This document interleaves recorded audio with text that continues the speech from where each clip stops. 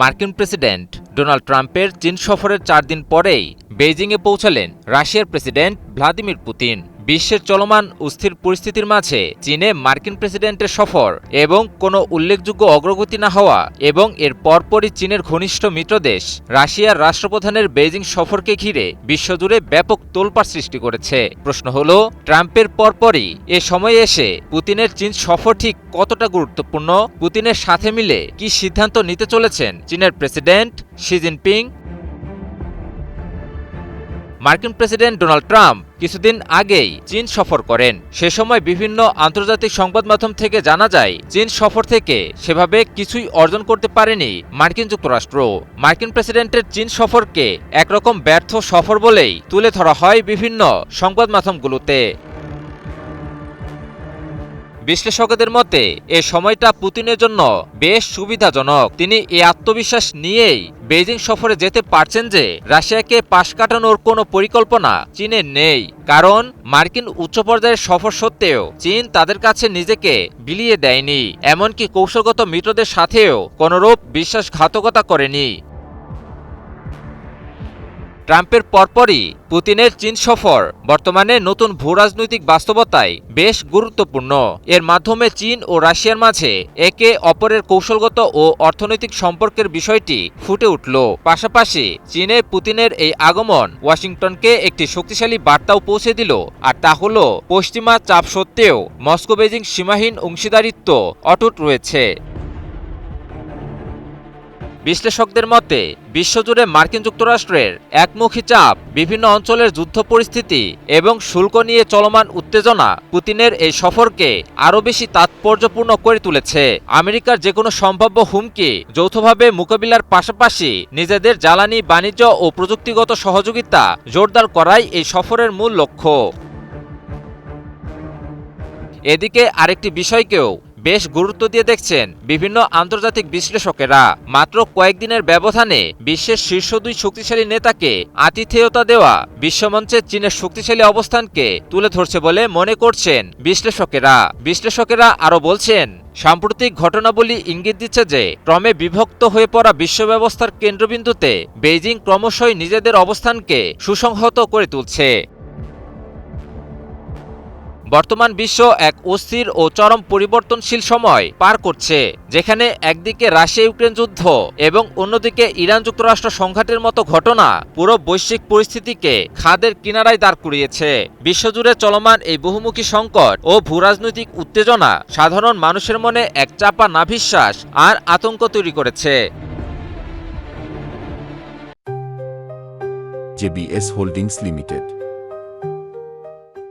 অনেক বিশ্লেষক আশঙ্কা করছেন এই চাপা ক্ষোভ ও উত্তেজনা যে কোনো সময় বিস্ফোরিত হয়ে এক ভয়াবহ মহাযুদ্ধের রূপ নিতে পারে। তবে এই সংকটের সমান্তরালে একটি বড় পরিবর্তনও স্পষ্ট হচ্ছে। দীর্ঘদিন ধরে চলা মার্কিন যুক্তরাষ্ট্রের একচ্ছত্র আধিপত্যকে টেক্কা দিয়ে চীন ও রাশিয়ার ক্রমবর্ধমান শক্তি এবং অগ্রগতি বিশ্বকে একটি নতুন ভারসাম্যপূর্ণ ও বহুমেরুভিত্তিক ব্যবস্থার দিকে নিয়ে যাচ্ছে।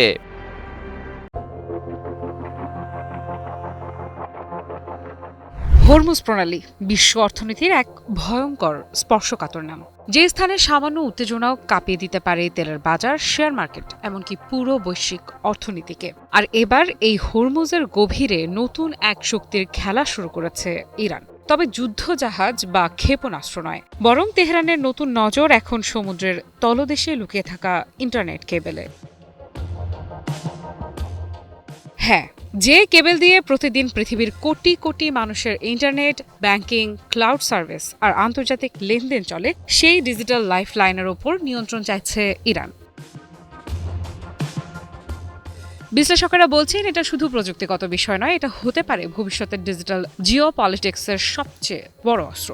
পারস্য উপসাগরের তলদেশ দিয়ে ছড়িয়ে আছে অসংখ্য সাবমেরিন কেবল। এই কেবলগুলো ইউরোপ, এশিয়া এবং উপসাগরীয় অঞ্চলকে যুক্ত করেছে এক বিশাল ডিজিটাল নেটওয়ার্কে।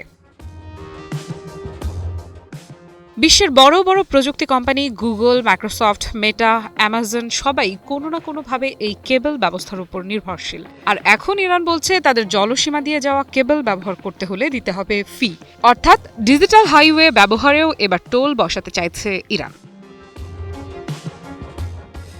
ইরানের রাষ্ট্রীয় গণমাধ্যম ইতোমধ্যে ইঙ্গিত দিয়েছে কেউ এই নিয়ম না মানলে ইন্টারনেট ট্রাফিক ব্যাহত হতে পারে। শুধু তাই নয়, কেবল মেরামত ও রক্ষণাবেক্ষণের কাজও শুধুমাত্র ইরানি কোম্পানির মাধ্যমে করতে হবে বলে দাবি উঠেছে। প্রশ্ন হচ্ছে, ইরান কি সত্যিই বিশ্বের প্রযুক্তি জায়ান্টদের এমন শর্ত মানতে বাধ্য করতে পারবে? কারণ বাস্তবতা হলো মার্কিন নিষেধাজ্ঞার কারণে গুগল বা মেটার মতো কোম্পানিগুলোর পক্ষে ইরানকে সরাসরি অর্থ দেয়া প্রায় অসম্ভব। তাই অনেকেই বলছেন এটা হয়তো অর্থ আদায়ের পরিকল্পনার চেয়ে বেশি এক ধরনের শক্তির প্রদর্শন, কিন্তু ভয়টা অন্য জায়গায়। বিশ্বের প্রায় ৯৫% আন্তর্জাতিক ডেটা আদান প্রদান হয় এই সাবমেরিন কেবলের মাধ্যমে। অর্থাৎ এগুলো ক্ষতিগ্রস্ত হলে শুধু ইন্টারনেট স্লো হবে না, বন্ধ হতে পারে ব্যাংকিং লেনদেন, ক্লাউড সার্ভিস, ভিডিও স্ট্রিমিং, এমনকি সামরিক যোগাযোগও।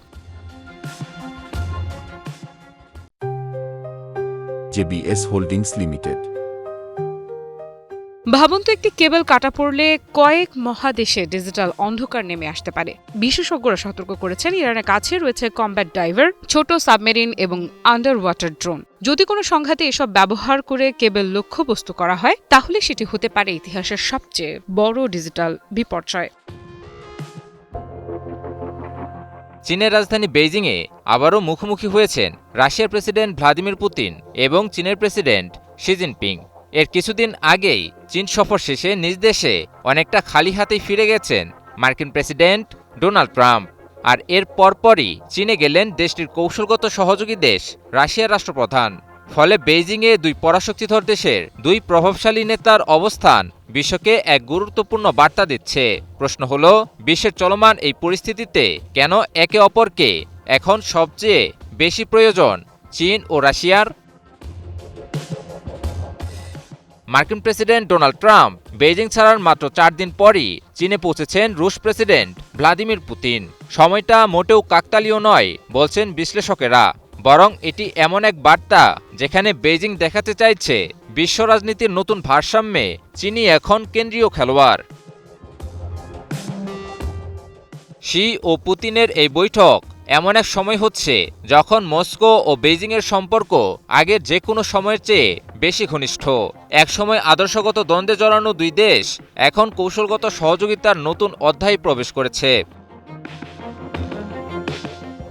রাশিয়ার জন্য চীন এখন কার্যত একটি অর্থনৈতিক লাইফলাইন। ইউক্রেন যুদ্ধের পর পশ্চিমা নিষেধাজ্ঞায় যখন ইউরোপীয় বাজার প্রায় বন্ধ হয়ে গেছে, তখন চীনই হয়ে উঠেছে রুশ তেল ও গ্যাসের সবচেয়ে বড় ক্রেতা। শুধু তাই নয়, নিষেধাজ্ঞার আওতায় থাকা প্রযুক্তি ও শিল্প সরঞ্জামের বড় অংশও এখন চীন থেকেই আমদানি করছে মস্কো।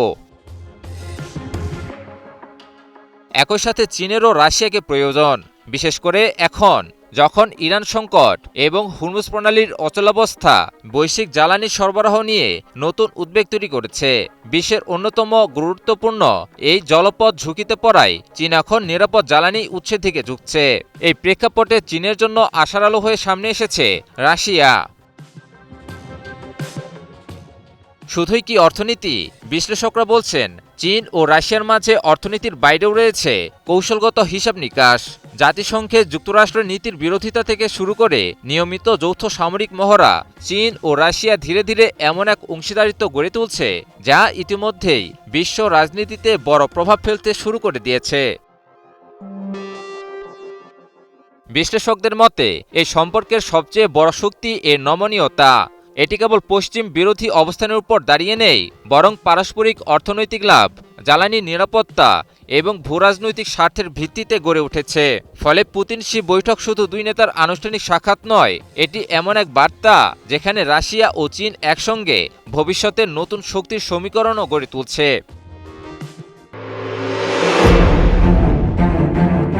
অবশেষে কি আয়াতুল্লাহ আলী খামেনির হত্যার প্রতিশোধ নিতে চলেছে ইরান? তবে কি মার্কিন প্রেসিডেন্ট ডোনাল্ড ট্রাম্প ও ইসরায়েলের প্রধানমন্ত্রী বেনিয়ামিন নেতানিয়াহুর উপর হামলার পরিকল্পনা চূড়ান্ত করেছে ইরান? দাউ দাউ করে আগুন জ্বলছে ইরানিদের মাঝে, আর এই আগুনের সূত্রপাত দেশটির সাবেক সর্বোচ্চ ধর্মীয় নেতা আয়াতুল্লাহ আলী খামেনিকে যখন যৌথভাবে হত্যা করে ইসরায়েল ও যুক্তরাষ্ট্রের সামরিক বাহিনী ঠিক তখন থেকেই। কিন্তু কোন প্রক্রিয়ায় এই অপারেশন পরিচালনা করবে ইরান? যদিও মার্কিন প্রেসিডেন্ট ট্রাম্পের উপর এ পর্যন্ত বহুবার আক্রমণ চালিয়েছে কথিত সন্ত্রাসীরা। প্রশ্ন হলো, পাল্টা প্রতিক্রিয়ায় কোনো পদক্ষেপ কি নিতে চলেছে ইহুদিবাদীরা?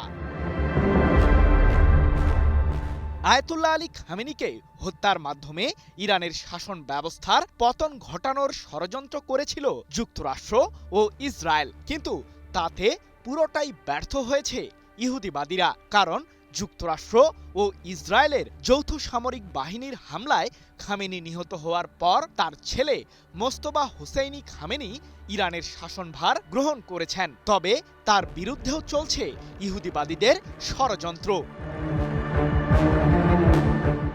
এদিকে খামেনি হত্যার পাল্টা প্রতিশোধ নিতে ইসরায়েলের প্রধানমন্ত্রীর কার্যালয়কে লক্ষ্য করে সে সময় বেশ কয়েকটি মিসাইল দিয়ে হামলা চালিয়েছিল ইরানের সামরিক বাহিনী, কিন্তু সে মুহূর্তে নেতানিয়াহু বাংকারে অবস্থান করায় প্রাণে বেঁচে যান। তবে এবার হয়তো আর রক্ষা নেই ট্রাম্প ও নেতানিয়াহুর। ইহুদিবাদী এই দুই শাসককে হত্যা করার জন্য প্রায় ৬ কোটি মার্কিন ডলার মূল্যের পুরস্কার ঘোষণা করতে চলেছে ইরানের সরকার।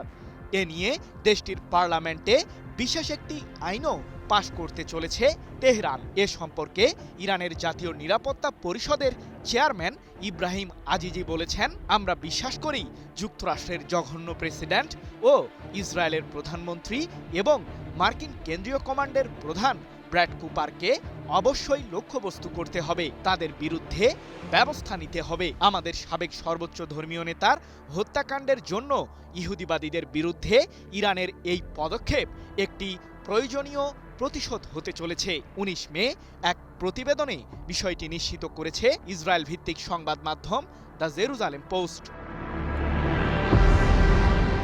মূলত ইরানের বাইরে কোনো বিদেশি সংস্থা কিংবা ব্যক্তিগত উদ্যোগে ইহুদিবাদী দুই নেতাকে হত্যার জন্য উৎসাহিত করেছেন ইব্রাহিম আজিজি, যার জন্য প্রায় ৬০ মিলিয়ন বা ৬ কোটি মার্কিন ডলার পুরস্কার দেবে তেহরান।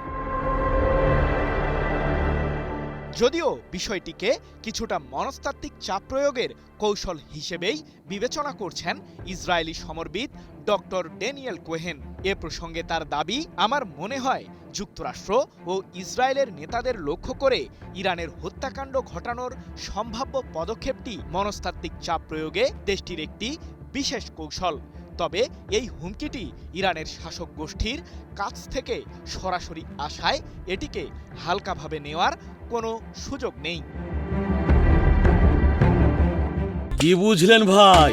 অনলি যেটাই চাই। এর আগে বেশ কয়েকবার কথিত সন্ত্রাসী হামলার শিকার হয়েছিলেন মার্কিন প্রেসিডেন্ট ট্রাম্প। বিশেষ করে ২০২৪ সালে যুক্তরাষ্ট্রের প্রেসিডেন্ট নির্বাচনের প্রচারণার সময় মার্কিন অঙ্গরাজ্য পেনসিলভেনিয়ায় ট্রাম্পের উপর গুলিবর্ষণ করে একজন বন্দুকধারী।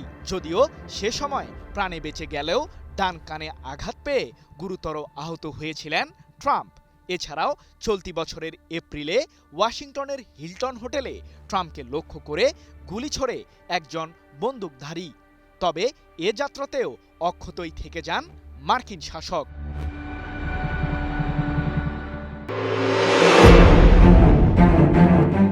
নতুন সশস্ত্র ফ্রন্ট দিয়েই কি যুক্তরাষ্ট্র ইসরায়েলকে ঘায়েল করতে চলেছে ইরান? তবে কি ইয়েমেনের হুথি বিদ্রোহীদের মতোই আরেকটি প্রক্সি গোষ্ঠী গঠন করেছে তেহরান? ইহুদিবাদীদের বিরুদ্ধে পুনরায় যুদ্ধে লড়ার জন্য ইরান কি সত্যি নতুন সমরাস্ত্র তৈরি করেছে? ইরানের বিরুদ্ধে আবারও আগ্রাসন ছড়াতে বিভিন্ন ধরনের ষড়যন্ত্র আঁটছে যুক্তরাষ্ট্র ও ইসরায়েল। তবে তাদের এই ষড়যন্ত্রমূলক ছকে ভাটা ফেলতে সর্বোচ্চ প্রস্তুতি গ্রহণ করেছে তেহরান।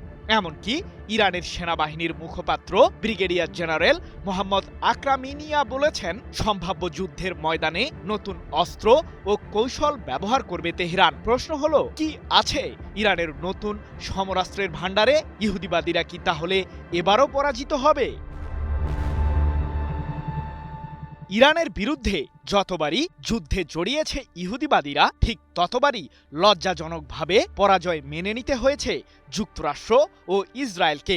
এমনকি সাম্প্রতিক যুদ্ধে ইরানের ছোড়া কেবলমাত্র মিসাইল ও আত্মঘাতী ড্রোন দিয়েই ইহুদিবাদীদের সামরিক আস্তানাগুলোকে রীতিমতো গুঁড়িয়ে দিতে সফল হয়েছে তেহরান। শুধু তাই নয়, যুক্তরাষ্ট্র ও ইসরায়েলের এই ক্ষয়ক্ষতি সম্পর্কে আন্তর্জাতিক সংবাদ মাধ্যমগুলো বেশ কিছু খবরও প্রকাশ করেছে। তবুও থামছে না ইরানকে ঘিরে ইহুদিবাদীদের দৌরাত্ম্য। তাহলে কি অচিরেই আবারও উত্তপ্ত হবে মধ্যপ্রাচ্য?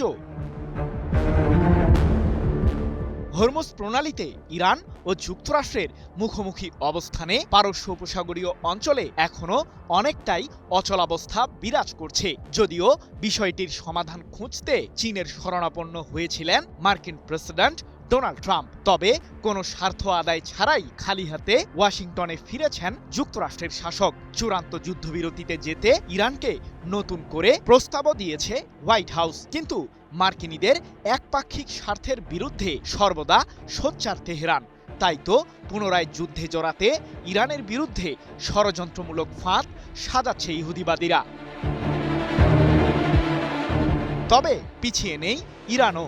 সাম্প্রতিক যুদ্ধবিরতির সময়টিকে ভালোভাবেই কাজে লাগিয়েছে ইরানের সামরিক বাহিনী। এর মাধ্যমে নিজেদের যুদ্ধ কৌশল রপ্ত করেছে তেহরান। এ প্রসঙ্গে ইরানের সেনাবাহিনীর মুখপাত্র ব্রিগেডিয়ার জেনারেল মোহাম্মদ আকরামিনিয়া বলেছেন, আমাদের দেশকে কোনোভাবেই পরাজিত করতে পারবে না ইহুদিবাদীরা। তবে তারা যদি এরপরও আগ্রাসনে জড়ায়, তাহলে আমরা নতুন ফ্রন্ট দিয়েই ইহুদিবাদীদের মোকাবিলা করব, যাতে ব্যবহার করা হবে অত্যাধুনিক অস্ত্রের নতুন বহর। ১৯ মে এক প্রতিবেদনে বিষয়টি নিশ্চিত করেছে ইরান ভিত্তিক সংবাদ মাধ্যম মেহের নিউজ এজেন্সি। তবে কোন অস্ত্রের কথা বলছে ইরানের সেনাবাহিনী?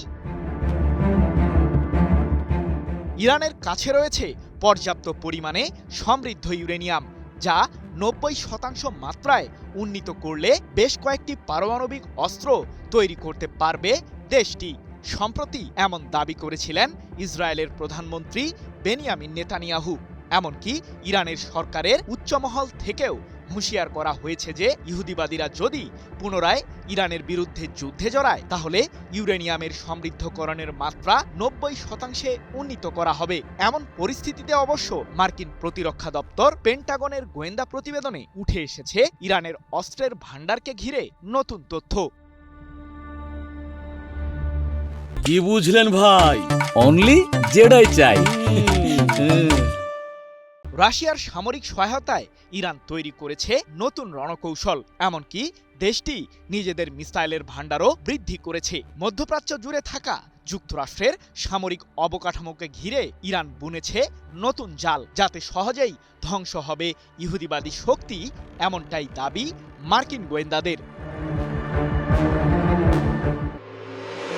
ইরানে নতুন করে যুক্তরাষ্ট্রের হামলার গুঞ্জনটি বেশ জোরে সোরেই আলোচিত হচ্ছে। ইরানে হামলা থেকে মাত্র ১ ঘণ্টা দূরে ছিলেন মার্কিন প্রেসিডেন্ট ডোনাল্ড ট্রাম্প। তবে আলোচনায় আগ্রহী হওয়ায় শেষ পর্যন্ত ইরানে হামলার সিদ্ধান্ত থেকে পিছিয়ে আসার কথা জানান মার্কিন প্রেসিডেন্ট। তবে বিশ্লেষকদের ধারণা, এবারও যদি আলোচনা ব্যর্থ হয়, তবে ইরানে নিশ্চিতভাবেই হামলা করবে যুক্তরাষ্ট্র। প্রশ্ন হলো, আবারও হামলা হলে কিভাবে এর পাল্টা প্রতিক্রিয়া জানাবে ইরান? গত ২৮ ফেব্রুয়ারি যুক্তরাষ্ট্র ও ইসরায়েলের যৌথ সামরিক আগ্রাসনের পর দ্রুত পাল্টা হামলা চালিয়ে ইরানও প্রতিক্রিয়া জানায়। ফলে যুক্তরাষ্ট্র ও ইসরায়েলের বিরুদ্ধে ইরানের এক পূর্ণ যুদ্ধ শুরু হয়। সেবারের যুদ্ধে ইরান দীর্ঘস্থায়ী ও অসম যুদ্ধ কৌশল গ্রহণ করে। ইরান সীমিত আকারে কিন্তু ধ্বংসাত্মকভাবে মার্কিন ইসরায়েলি লক্ষ্যবস্তুতে ড্রোন ও মিসাইল দিয়ে হামলা পরিচালনা করে। তবে ইরান ও যুক্তরাষ্ট্রের মাঝে যদি আবারও যুদ্ধ শুরু হয়, তাহলে ইরান কিভাবে প্রতিক্রিয়া জানাতে পারে তা সম্প্রতি তুলে ধরেছে মার্কিন প্রভাবশালী সংবাদ মাধ্যম দ্য নিউ ইয়র্ক টাইমস। প্রতিবেদনে দাবি করা হয়, এবারের যুদ্ধ ক্ষণস্থায়ী হতে পারে, তবে সংঘাত স্বল্প সময়ের হলেও এর তীব্রতা হতে পারে অত্যধিক। বিশেষ করে ইরানের জ্বালানি অবকাঠামোকে লক্ষ্য করে সমন্বিত ও ভারী হামলার আশঙ্কা করা হচ্ছে। প্রতিবেদনে বলা হয়, নতুন করে আবারও সংঘাত শুরু হলে শত শত ড্রোন ও মিসাইল ছুড়ে পাল্টা প্রতিক্রিয়া জানাতে পারে ইরান। ইরানের এই কৌশলের মূলে রয়েছে শত্রুকে কার্যকরভাবে মোকাবিলা করা এবং প্রতিপক্ষের পুরো হিসাব নিকাশকেই বদলে দেয়া। হামলার লক্ষ্যবস্তুতে কেবল মার্কিন ইসরায়েলি স্থাপনায় নয়, বরং যুক্তরাষ্ট্র ঘনিষ্ঠ উপসাগরীয় দেশগুলোকেও লক্ষ্যবস্তু করবে ইরান। প্রতিবেদন অনুসারে আবারও যুদ্ধ শুরু হলে পাল্টা প্রতিক্রিয়ায় ইরান উপসাগরীয় দেশগুলোর জ্বালানি অবকাঠামোতে তীব্র হামলা চালাতে পারে। উপসাগরীয় দেশগুলোর তেলক্ষেত্র, শোধনাগার ও বন্দরগুলোয় আঘাত হানা হলে বিশ্ব অর্থনীতি মারাত্মকভাবে বিপর্যস্ত হবে, যার মাধ্যমে ট্রাম্পের উপর ব্যাপক চাপ সৃষ্টি করতে পারবে ইরান। প্রতিবেদনটিতে আরও দাবি করা হয়, পাল্টা প্রতিক্রিয়ায় ড্রোন ও মিসাইল হামলার পাশাপাশি নিজেদের হাতে থাকা অন্যান্য কার্ডও ব্যবহার করতে পারে ইরান। যুদ্ধ শুরু হলে হরমুজের পাশাপাশি বাবেল মানদেব প্রণালীও বন্ধ করে দিতে পারে ইরান। সমুদ্রপথটি ইয়েমেনের ইরান সমর্থিত সশস্ত্র হুথি গোষ্ঠীর নিয়ন্ত্রিত অঞ্চলের পাশে অবস্থিত। এর মাধ্যমে যুক্তরাষ্ট্রকে দুই প্রান্তে চাপে ফেলে দিতে চাইবে ইরান। এছাড়াও বিভিন্ন প্রান্তে থাকা ইরান সমর্থিত বিভিন্ন সশস্ত্র মিলিশিয়া গোষ্ঠীদের পুনরায় সক্রিয় করে তোলা হতে পারে বলে প্রতিবেদনটিতে উল্লেখ করা হয়েছে। ফলে ইরানের বিরুদ্ধে নতুন যুদ্ধে যুক্তরাষ্ট্রকে কৌশলগতভাবে পুনরায় কুণ্ঠাসা করে দেওয়া হতে পারে। বিশ্লেষকদের মতে, ইতিপূর্বেও মার্কিন ইসরায়েলি ধ্বংসাত্মক হামলাও ইরানের বিরুদ্ধে তাদের জয় এনে দিতে পারেনি। ইরান দীর্ঘদিন ধরে এসব হামলার জন্য প্রস্তুতি নিয়ে রাখে। পাশাপাশি দেশটির ভৌগোলিক অবস্থান এবং কৌশলী সিদ্ধান্ত যুদ্ধে ইরানকে একটা শক্তিশালী অবস্থানে পৌঁছে দেয়। বিশ্লেষকেরা বলছেন, আবারও যুদ্ধ শুরু হলে ইরানের শক্তিশালী ও ধ্বংসাত্মক পাল্টা প্রতিক্রিয়া প্রতিপক্ষের জন্য রীতিমতো ত্রাসের কারণ হতে পারে।